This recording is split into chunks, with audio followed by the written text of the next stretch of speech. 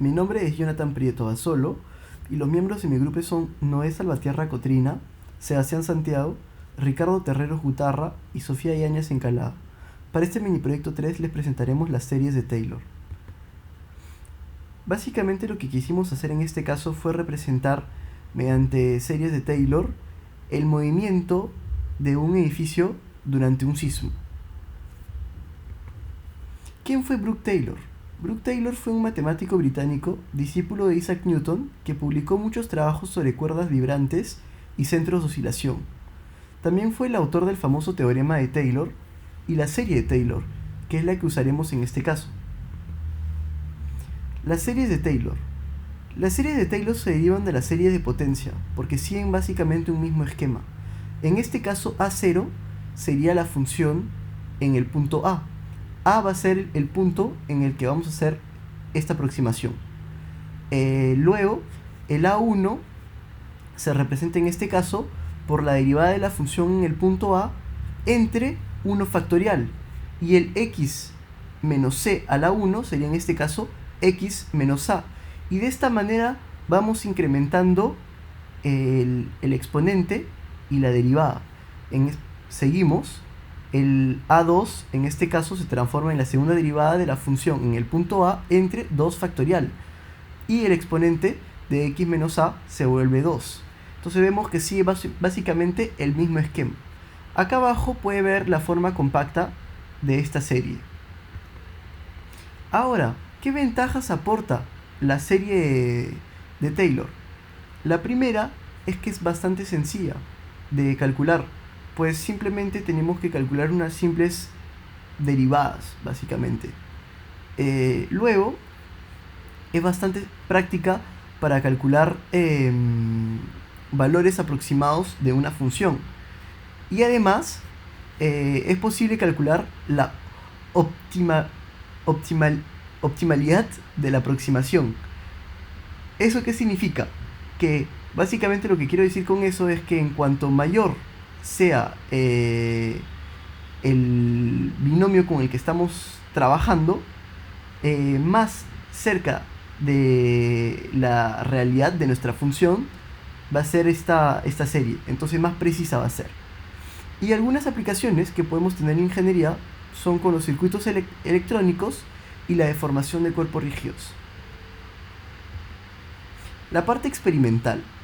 Para la parte experimental de nuestro trabajo, lo que hicimos básicamente fue representar el movimiento de un edificio durante un sismo, ¿no? Entonces, nuestro objetivo era observar el comportamiento de este edificio con una concentración de masa en la cima, pues dependiendo de donde se concentre la masa, este movimiento puede variar.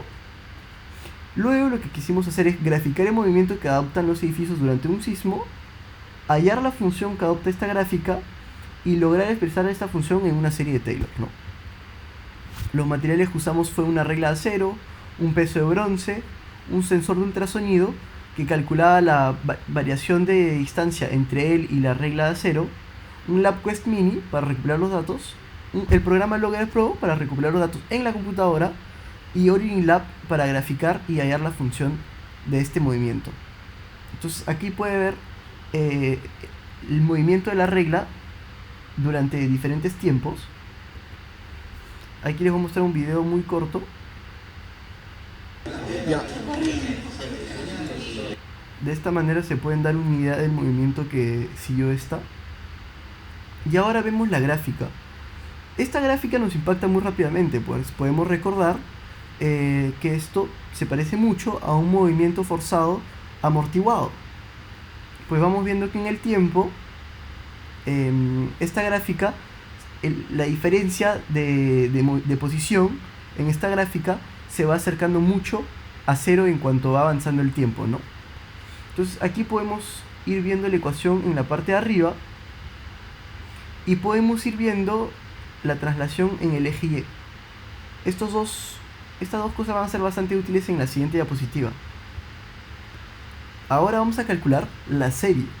Entonces, si nos dimos cuenta, en realidad esta ecuación que obtuvimos con el programa anteriormente nos mostraba una función separada en dos partes. Acá podíamos ver, en esta parte de acá, una primera función, acá una segunda, y acá vemos la traslación en el eje Y, que es Y0. Entonces, ¿qué hicimos? Separamos esas dos funciones, en ambos casos hicimos una serie de Taylor, que en realidad no es exactamente una serie de Taylor, pues le expresamos en el punto cero, lo que la vuelve en realidad una serie de Maclaurin, y lo que hicimos luego fue multiplicarlas y sumar la traslación en el eje Y. Entonces aquí podemos ver básicamente la aproximación en base a la función que nosotros hemos obtenido, ¿no?